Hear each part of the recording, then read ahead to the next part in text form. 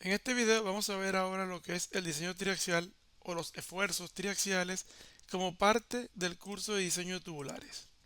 ¿Qué es un esfuerzo triaxial? Es un valor teórico que permite que un estado de esfuerzo tridimensional generalizado pueda ser comparado con un criterio de falla uniaxial, el esfuerzo de excedencia.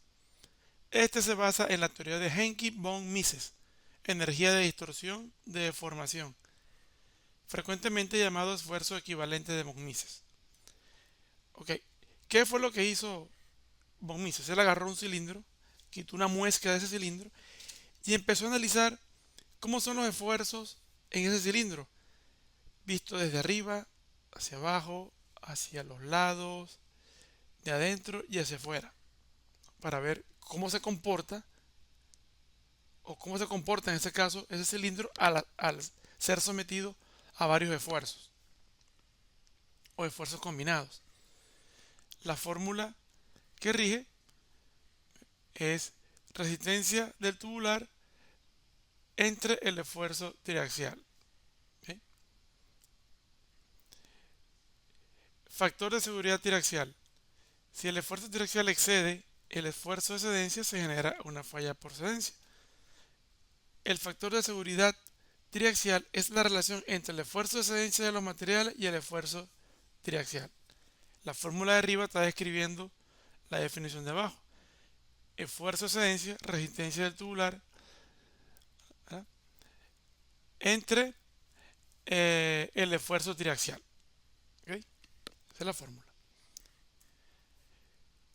El esfuerzo tridimensional viene por la acción simultánea de esfuerzo del tipo esfuerzo axial, esfuerzo tangencial y esfuerzo radial.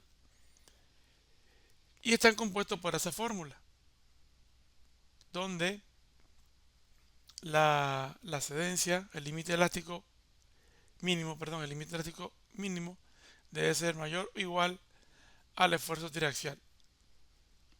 ¿Ok? Criterio de cedencia triaxial. El cálculo del esfuerzo axial en cualquier punto a lo largo del área de la sección transversal debe incluir los siguientes efectos: peso propio, flotación, cargas de presión, flexión, cargas de impacto, fricción, cargas puntuales, cargas de temperatura, cargas de pandeo. Haciendo el esfuerzo triaxial igual al esfuerzo de excedencia, resulta en la siguiente ecuación de una elipse, el cual es el criterio biaxial usado en el boletín API 5C3 para considerar el efecto de la tensión sobre el colapso. También es frecuente usarlo para caracterizar el efecto de la carga axial sobre la resistencia al estallido, método biaxial de Barlow. La gráfica de esta elipse permite una comparación directa del criterio triaxial con las resistencias API. Las cargas que caen dentro de la envolvente de diseño cumplen con el criterio de diseño. ¿Okay? Este es una envolvente que se genera, sus límites son los límites de esencia del material de la tubería. La dibuja, se dibuja, se hace la fórmula, la dibuja con esos límites. Está dividida en 4 cuadrantes que ya lo vamos a explicar en la siguiente lámina. Envolvente de diseño. Esta es la envolvente de diseño que les comenté. Tiene dos envolventes. Una que es en forma elíptica. Esa en forma elíptica viene dada por los valores de esfuerzo, de excedencia y del resultado de la ecuación. Esa es la de von Mises. Y la otra que es cuadrada, como tiene una forma cuadrada en tres de los cuadrantes, pero el de abajo es un poquito curva. Esa es como decir, los límites API para los cálculos de las cargas en las tuberías. Este cuadrante se refiere a la combinación de una carga de tensión axial que estira el material y una presión interna significativa. ¿Por qué? Porque este cuadrante es tensión más estallido. La presión interna tiende a estallar el componente como una tubería y la tensión axial agrava esta condición, reduciendo la capacidad del material para resistir la presión. El fallo de esta región sería por la superación de la resistencia de la tensión combinada con la presión. ¿Ok? Aquí estaremos fallando por tensión y por estallido.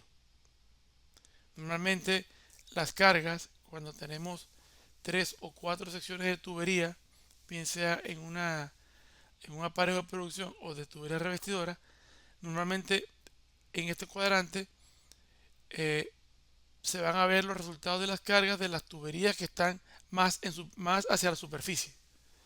Primera sección, segunda sección. El segundo cuadrante involucra una carga de tensión axial y una presión externa significativa.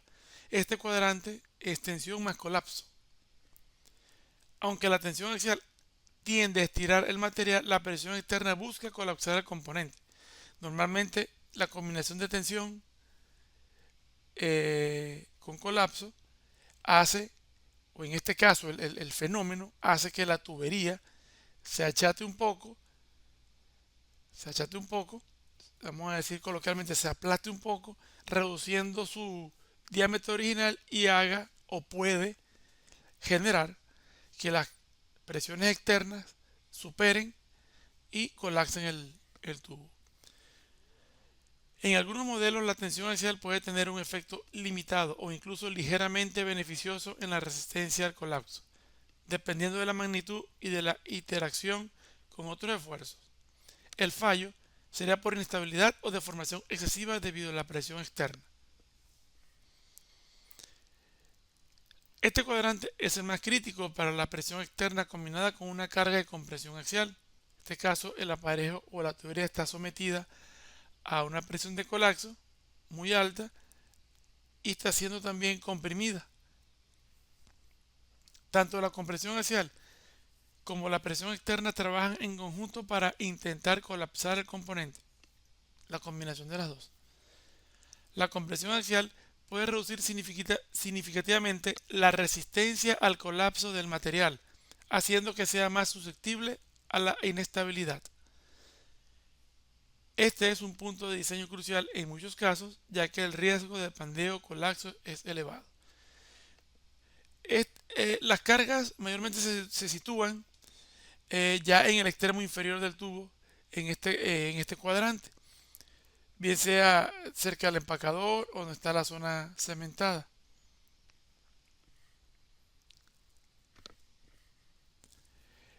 Este cuadrante implica una carga de compresión axial y una presión interna, la combinación de compresión con estallido. Mientras que la presión interna tiende a estallar el componente, la compresión axial tiende a comprimir el material.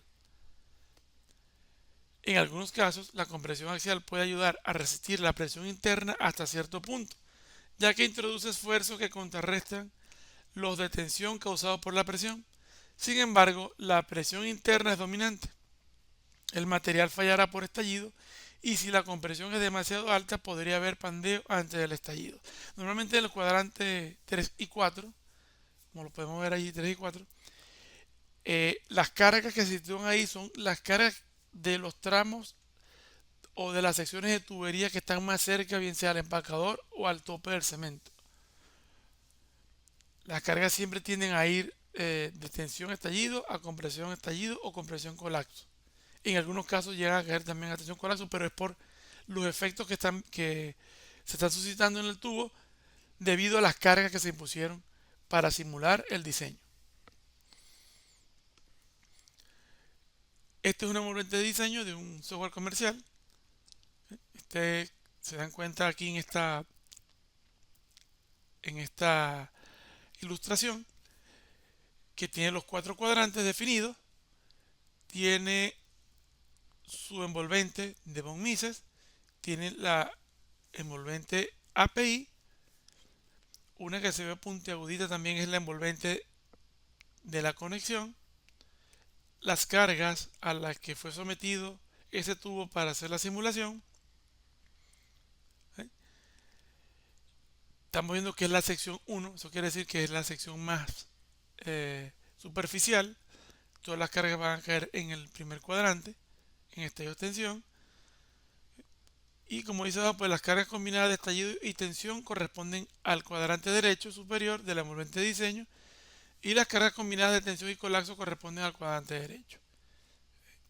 Entonces, el tipo de carga, si es tensión, el resultado es el estallido se incrementa y el colapso se, se baja, o sea, el colapso no tiene mucha incidencia. Y si es compresión, el estallido pues decrece. En ese caso no hay tanto problema con el estallido, pero sí con el colapso.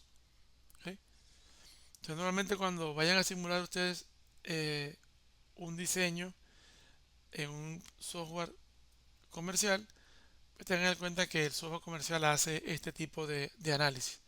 Él ya con los datos que se le